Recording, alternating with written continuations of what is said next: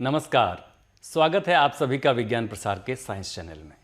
मैं हूं आपके साथ मानवर्धन कंठ और आज की परिचर्चा का हमारा विषय है मानव और मशीन का मिलन। चौथी औद्योगिक क्रांति की दहलीज पर खड़ी इस दुनिया में आजकल कुछ एक शब्द अक्सर प्रयोग में लाए जाते हैं, जैसे इंडस्ट्री 4.0, साइबर फिजिकल सिस्टम। कहा जा रहा है कि इनके चलते पूरी दुनिया ऐसे बदलने वाली है जिसकी अभी तक कल्पना भी नहीं की जा सकी है। शुरुआत तो हो भी चुकी है। रोबोट और सेल्फ ड्राइविंग कार बड़ी तेजी से मानव संसाधन को विस्थापित कर रहे हैं। बड़ी बड़ी फैक्ट्रीज और उसमें काम करने वाले कर्मचारियों के बजाय 3D प्रिंटिंग टेक्नोलॉजी के माध्यम से मैन्युफैक्चरिंग के तमाम काम किए जा रहे हैं। ऐसे में एक बड़ा सवाल ये उठता है कि आने वाले समय में मानव और मशीन में कौन किसको निर्देश देगा, कौन किसकी सुनेगा।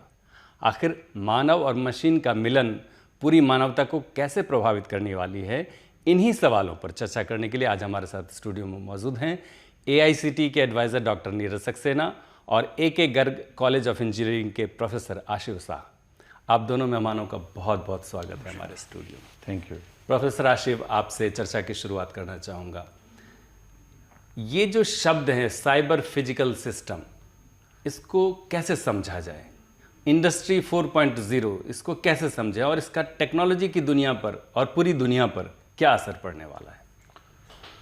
इंडस्ट्री 4.0 एक ये नई औद्योगिक क्रांति को दर्शाती है। जी। इंडस्ट्री 4.0 के तहत जो देखा जा रहा है वो मशीनों को एक नोड के रूप में स्थापित किया जाएगा इस वर्ड में। नोड के रूप में मतलब एक मशीनें जैसे एक अभी हम लोग मोबाइल होता है, हाँ। इसी प्रकार से अब साइबर वर्ल्ड के अंदर जो ये मशीनें हैं वो एक मशीन दूसरी मशीन से कनेक्टेड होकर काम करेगी। अच्छा। एक मशीन दूसरी मशीन को इंफॉर्मेशन भेजेगी, एक मशीन दूसरी मशीन की इंफॉर्मेशन प्राप्त करेगी और उसके बेस पर वो अपना कार्य का निर्धारण करेगी। जैसे हम और आप आपस में बात कर रहे हैं, ऐसे वैसे ही मशीनें भी कोई भी मशीनें या कोई भी यूनिट जो कि प्रोडक्शन, मैन्युफैक्चरिंग या किसी भी काम को करने में सक्षम है, वो और उसके काम दूसरी किसी मशीन के काम के ऊपर आधारित है। लेकिन इन फ्यूचर जब इंडस्ट्री 4.0 किसी कार्यशाला में अगर वो इंडस्ट्री 4.0 इम्प्लीमेंट हो जाती है तो वहाँ पर स्थित सारी मशीनें एक दूसरे के साथ सहयोग कर सकती हैं, एक दूसरे को अपना डेटा ट्रांसफ़र कर सकती हैं, एक दूसरे से अपना स्टेटस शेयर कर सकती हैं कि मैंने ये काम पूर्ण कर लिया, अब ये काम करने के बाद मैं पार्ट आपको भेज रहा हूँ, अब आप इस पार्ट के ऊपर ये काम आप करेंगे। तो उद्योग जगत में क्या असर पड़ने वाला है? उद्योग इससे एक नई क्रांति देखी जा रही है।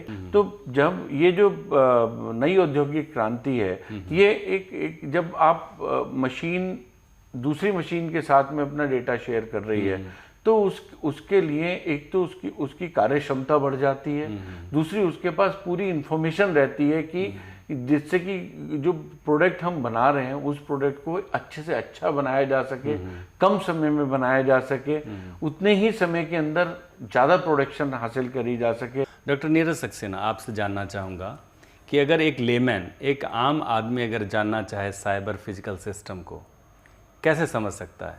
अगर हम मशीनों को स्मार्ट बनाना चाहते हैं जी। तो उसका रास्ता जो है साइबर फिजिकल सिस्टम से होकर जाता है। अच्छा। साइबर फिजिकल सिस्टम जो है वो मशीनों को स्मार्ट बना देगा। और अगर और उसको समझा जाए, कुछ उदाहरण मैं देना चाहूँगा। जैसे कि हमारा घर है जी, घर में हम कुछ ऐसे जैसे रेफ्रिजरेटर है, उसमें हमारा सामान रखा रहता है। तो अभी हमें चेक करना पड़ता है कि सामान ख़त्म हुआ है या नहीं हुआ। तो साइबर फिजिकल सिस्टम से इस टाइप के इंटरनेट ऑफ थिंग्स अगर जब ये उसमें इम्प्लीमेंट हो जाएंगे तो आपका जो फ्रिज है वो स्वतः ही इंफॉर्मेशन दे देगा कि आपका ये सामग्री खत्म हो गई है। तो ये आपको ही नहीं हो सकता है, आपका जो वेंडर है, जो सप्लायर है, उसको भी इंफॉर्मेशन दे देगा। अच्छा। तो ये इतनी ज़्यादा स्मार्ट हो जाएगा कि आपको कुछ करने की जरूरत नहीं पड़ेगी। आप स्मार्ट होम की बात कर रहे हैं। हाँ, ये स्मार्ट आने वाले टाइम में स्मार्ट होम भी ऐसा होगा जिसमें सारी चीज़ें अपने आप होती रहेंगी। आप जाएंगे घर तो उनको पता होगा अपने आप खुल जाएगा घर, जी। आपकी लाइट जल जाएगी, फैन ऑन हो जाएगा। इंटरनेट तो हम जानते हैं कि साइबर वर्ल्ड हुआ, लेकिन इंटरनेट ऑफ थिंग्स क्या हुआ? बहुत पुराने समय से हम लोग मशीनों का उपयोग मानव करता आ रहा है जी। और अपने जीवन को चलाने के लिए या किसी भी औद्योगिक उसको सेटअप को चलाने के लिए अलग अलग किस्म के प्रोडक्ट्स वो यूज़ करता राइट है। सर। इन प्रोडक्ट्स को आज तक एक इंडिविजुअल सेटअप की तरीके से उसने इस्तेमाल किया है, या उसकी जो कार्य प्रणाली या जो भी उसको यूज़ करने की जो तरीका बताया हुआ है उसके माध्यम से उसको वो यूज़ करता आ रहा है। अच्छा। इंटरनेट ऑफ थिंग्स इन सारे प्रोडक्ट्स को एक आइडेंटिटी दे रहा है फिजिकल साइबर वर्ल्ड में, जहाँ पर हर वो प्रोडक्ट अपने आप में जो उस प्रोडक्ट की कार्यशैली है, जो उस प्रोडक्ट की कैपेसिटी है, जो उस प्रोडक्ट की से उसकी हमारी अपेक्षाएं हैं, उन अपेक्षाओं को, उन स्टेटस को, अपने स्टेटस को दूसरे नोड के साथ, वो दूसरा नोड या तो मानव हो सकता है या दूसरा नोड दूसरा कोई प्रोडक्ट हो सकता है। जैसे कि अभी डॉक्टर साहब ने एक एग्जांपल दिया होम ऑटोमेशन का। अब होम ऑटोमेशन में फ्रिज, अगर आपको दूध आपकी आवश्यकता है और फ्रिज के अंदर दूध का लेवल कम हो रहा है, तो आपको वो एक इंडिकेशन दे रहा है कि मेरे पास दूध कम हो रहा है, आपको दूध ऑर्डर करना है, या वेंडर को डायरेक्ट ऑर्डर करना है। इसी तरीके से जो एयर कंडीशनर है, एयर कंडीशनर को ये पता है कि जब आप घर में घुस रहे हैं तो अब आपको चलने की जरूरत है। तो ये सब एक दूसरे के ऊपर निर्भरता इनसे बढ़ जाएगी और ये आपस में अपने स्टेटस को एक दूसरे के साथ शेयर करेंगे और उसके बेसिस पर काम करेंगे। अभी चर्चा को जारी रखेंगे, अभी लेंगे एक छोटा सा अल्प विराम। अल्प विराम के बाद जब वापस आएंगे तो हमारी परिचर्चा जारी रहेगी।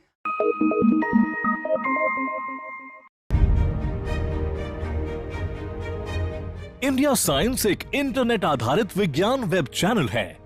ये चैनल भारत सरकार के विज्ञान और प्रौद्योगिकी विभाग द्वारा शुरू किया गया है, जिसका कार्यान्वयन और प्रबंधन विज्ञान प्रसार कर रहा है। इंडिया साइंस www.indiascience.in URL पर उपलब्ध है। इस द्विभाषीय चैनल की विषय वस्तु हिंदी और अंग्रेजी में उपलब्ध है। इस चैनल को इंटरनेट की सुविधा वाले किसी भी उपकरण पर देखा जा सकता है। ये वीडियो प्लेटफॉर्म विज्ञान और प्रौद्योगिकी के ज्ञान के प्रसार हेतु समर्पित है। विशेषकर भारतीय दृष्टिकोण, लोकाचार और सांस्कृतिक संदर्भ में वैज्ञानिक जागरूकता फैलाने के लिए दृढ़ प्रतिबद्ध है। ये पहल विज्ञान और प्रौद्योगिकी विभाग द्वारा समर्थित है। इंडिया साइंस मोबाइल ऐप्स को गूगल प्ले स्टोर और एप्पल स्टोर से डाउनलोड किया जा सकता है।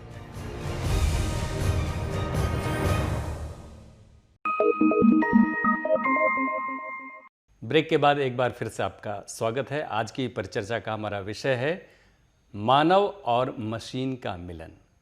डॉक्टर नीरज सक्सेना जी, आपसे जानना चाहूँगा, कुछ दिन पहले की बात है, भारत सरकार ने एक रिपोर्ट लॉन्च की, प्रकाशित की, NMICPS यानी national mission on interdisciplinary cyber physical system. मुझे जितना मालूम है आप उसमें एक्टिवली इन्वॉल्व रहे हैं, उसके मेकिंग के तौर पर देखें तो क्या है ये NMICPS और कैसे ये मिशन मोड में लागू किया जाएगा? क्या रोड मैप बनाया गया है भारत सरकार की ओर से? देखिए, सबसे पहले इसकी परिकल्पना जो है की गई थी और इसको आगे लाया गया था जो हमारी इंडियन साइंस कांग्रेस हुई थी 2017 में। अच्छा। उसमें माननीय प्रधानमंत्री जी ने ये घोषणा की थी कि एक national mission cyber physical systems पर लॉन्च किया जाएगा। तो उसी को आगे बढ़ाते हुए DST ने इसका रोड मैप तैयार किया, यानी department of science and technology ने एक रोड मैप तैयार किया। इसके पीछे आइडिया ये था कि अब तक जो संसार रहा है वो नेचुरल रहा है और प्रकृति से हमें मिला है, और साइबर वर्ल्ड हमने खुद क्रिएट किया है। जी। तो इसका जो है मर्जर होना अवश्यम भावी है, और आगे की जितनी भी ह्यूमैनिटी है वो साइबर फिजिकल सिस्टम्स में डूबी रहेगी, इमर्स रहेगी। चारों तरफ हमारे साइबर फिजिकल सिस्टम्स ही होंगे। मोबाइल इसका जीता जागता उदाहरण है। एक और भी छोटा चीजें सा और experiment, इसमें ऐड होती जाएंगी। तो इसका जो मिशन बनाया गया है, इसमें human resource development, technology development, centres of excellence, international collaborations, entrepreneurship, ये सारे एस्पेक्ट्स कवर किए गए हैं और ये 5 साल का मिशन है। तो इसको आगे ले जाने के लिए और इंडिया को अग्रिम पंक्ति में खड़ा करने के लिए सबसे ज़्यादा जरूरी है मानव संसाधन। जी जी। और उसको तैयार करने के लिए ये मिशन बहुत ज़रूरी था। तो जो सबसे ज़्यादा इन्वेस्टमेंट होगा इसमें जी। वो ह्यूमन रिसोर्स में होगा। क्योंकि अगर आपको टेक्नोलॉजी आगे लेके जानी है, डेवलप करनी है, तो आपको तो मानव चाहिए ही, आपको लोग चाहिए। तो उसका विकास किए बिना हम आगे इस मिशन को चला ही नहीं सकते हैं। तो ये तो एक स्टार्टर है, इसके आगे आगे बहुत सी चीज़ें हमें लानी पड़ेगी। तो ये मिशन एक शुरुआती मिशन है, और भी चीज़ें इसमें जुड़ेंगी। अच्छा प्रोफेसर आशिफ, आपके पास आना चाहूँगा। जैसे डॉक्टर नीरज ने कहा कि ऑटोमेशन की दुनिया में एक जो तैयारी होनी चाहिए उसकी एक शुरुआत पर है NMICPS। आपको क्या लगता है ऑटोमेशन की दुनिया में हम कहाँ ठहरते हैं? मतलब वैश्विक स्तर पर अगर देखा जाए तो जो ग्लोबल अचीवमेंट है, अन्य देशों ने जो कुछ किया है ऑटोमेशन में, आप तो वर्ल्ड बैंक से भी एसोसिएटेड हैं और आपके पास इतना बड़ा ऑटोमेशन का लैब है। आप बताएं कि हम यानी इंडिया कहाँ ठहरता है इसमें? देखिए, औद्योगिक उपयोग अगर ऑटोमेशन का देखें, ऑटोमेशन बेसिकली इंडस्ट्रियल यूज़ है उसका, और एक होम ऑटोमेशन में उसका यूज़ है। होम ऑटोमेशन में तो जो संपन्न लोग हैं वो उसका अभी प्रयोग ज़्यादा कर रहे हैं। हाँ, जैसे एलेक्सा खरीद लिया और उसको तो, लेकिन ये एक शुरुआत है जहाँ पर ये धीरे धीरे कॉमन मैन तक पहुँच रहा है। अगर मैं औद्योगिक उसका उपयोग के बारे में बात करूं और ऑटोमेशन का चलन औद्योगिक उसमें, तो अभी ये क्रांति अभी इंडिया के अंदर अभी शुरुआत ई दौर में है। बस दस्तक दे रहा है, एक दस्तक दे रहा है।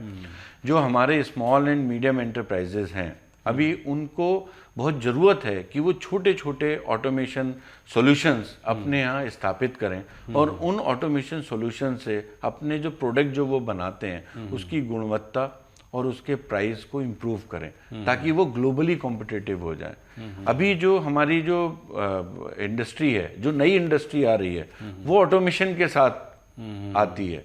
लेकिन जो हमारी स्मॉल एंड मीडियम, भारत के अंदर 70% स्मॉल एंड मीडियम एंटरप्राइजेज हैं, उन स्मॉल एंड मीडियम एंटरप्राइजेस को आगे उनको ऑटोमेशन होल हार्टेडली अडॉप्ट करने की ज़रूरत है, उनको अपनाने की ज़रूरत है। मान लीजिए ऑटोमेटिक सब कुछ हो गया तो फिर सारे काम अगर मशीनें करेंगी तो आदमी क्या करेगा? इस बारे में आपकी क्या मेरा कहना ये है, ये एक बहुत ही आज के समय में जितने युवाओं से अगर आप मिलेंगे तो वो एक तरफ तो ये जो नई तकनीक है इसका स्वागत करते हैं, लेकिन दूसरी तरफ अपना जो है एक चिंता भी व्यक्त करते हैं कि अगर यही मशीनें आ जाएंगी तो हम लोग क्या करेंगे। हाँ, तो वो भय। तो मैं मानवेंद्र जी, इसमें बड़ा बहुत ही अच्छा ये जो है एक प्रश्न है, और मैं इसमें इस मंच के माध्यम से बताना चाहूँगा कि जॉब पर फर्क नहीं आता। जैसे 1990 के दशक में हमारे जैसे जो मेरी उम्र के जो लोग थे उस समय, उनके सामने एक ये चिंता थी कि अगर ये कंप्यूटर आएगा तो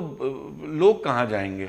जबकि कंप्यूटर ने हमारे देश के अंदर एक नई चेतना जागृत कर दी, एक नई क्रांति ले आए। इसी प्रकार से ऑटोमेशन को लेकर जो हमारी ये भ्रांति है कि ऑटोमेशन आ जाएगा तो उससे मैन पावर, ऐसा नहीं है।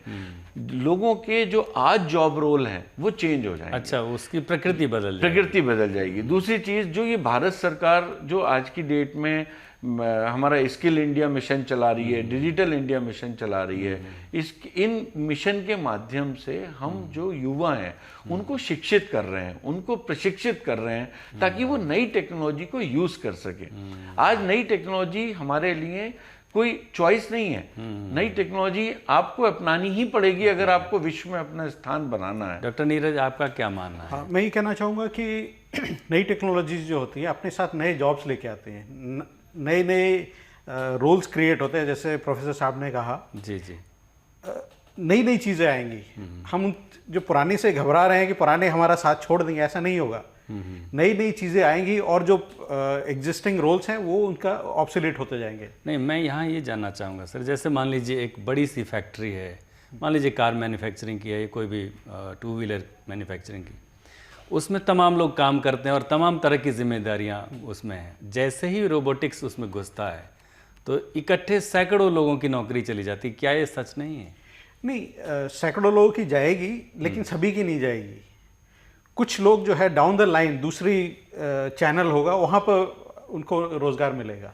अब जैसे सेल्फ ड्राइविंग कार की बात करें तो जब ड्राइवर की नौकरी ही नहीं रहेगी फिर तो ऐसा आप मानवेंद्र जी, इसमें ये समझने की ज़रूरत है, जो मैंने आपके प्रश्न के उत्तर के रूप में मैं ये कहना चाहूँगा कि जो जॉब हैं, जॉब रोल्स चेंज हो जाएंगे, जॉब खत्म नहीं होंगी, जॉब रोल्स से। जब आप एक आप उद्योग के अंदर एक रोबोट को लेकर आते हैं तो वो रोबोट, ये हमें जानने की जरूरत है कि वो जो रोबोट है उसकी कार्य क्षमता बहुत ज्यादा है, तो वो प्रोडक्शन बहुत बढ़ा देता है उस प्लांट का। जब प्रोडक्शन बढ़ा देता है तो किसी और दिशा में काम बढ़ेगा, किसी और दिशा में, डिस्ट्रीब्यूशन की दिशा में काम बढ़ेगा। जो इंजीनियर पहले एक ऑपरेटर बन के काम कर रहा था, आज वो प्रोग्रामर बन के काम कर रहा है। अच्छा, आज वो उसी रोबोट अपने आप में चलाने के लिए भी आपको प्रोग्रामर चाहिए जो उसका प्रोग्राम बनाकर डालेंगे, तब वो रोबोट काम करेगा। उसके बाद जब आपके पास प्रोडक्शन ज़्यादा हो रहा है तो आपको क्वालिटी चेकर्स भी ज़्यादा चाहिए। जब प्रोडक्शन ज़्यादा हो रहा है तो आपका ट्रांसपोर्टेशन, उसका लॉजिस्टिक मैनेजमेंट के लिए भी लोग चाहिए। तो अलग अलग नए क्षेत्र, नई तकनीक हमेशा, जो डॉक्टर साहब बता रहे हैं, नई तकनीक हमेशा नए नए क्षेत्रों को जोड़ती है, नए नए रोजगार के नए आयाम आते हैं जिनको आप नई शिक्षा और नई जो है ट्रेनिंग के साथ आप उनमें काम कर सकते हैं। सर, आप चर्चा हम जारी रखेंगे, अभी लेते हैं एक छोटा सा break.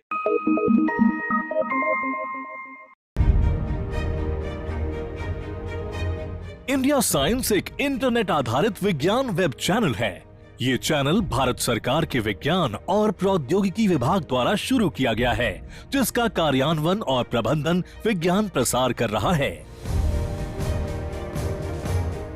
India science www.indiascience.in URL पर उपलब्ध है। इस द्विभाषीय चैनल की विषय वस्तु हिंदी और अंग्रेजी में उपलब्ध है। इस चैनल को इंटरनेट की सुविधा वाले किसी भी उपकरण पर देखा जा सकता है। ये वीडियो प्लेटफॉर्म विज्ञान और प्रौद्योगिकी के ज्ञान के प्रसार हेतु समर्पित है। विशेषकर भारतीय दृष्टिकोण, लोकाचार और सांस्कृतिक संदर्भ में वैज्ञानिक जागरूकता फैलाने के लिए दृढ़ प्रतिबद्ध है। ये पहल विज्ञान और प्रौद्योगिकी विभाग द्वारा समर्थित है। इंडिया साइंस मोबाइल ऐप्स को गूगल प्ले स्टोर और एप्पल स्टोर से डाउनलोड किया जा सकता है।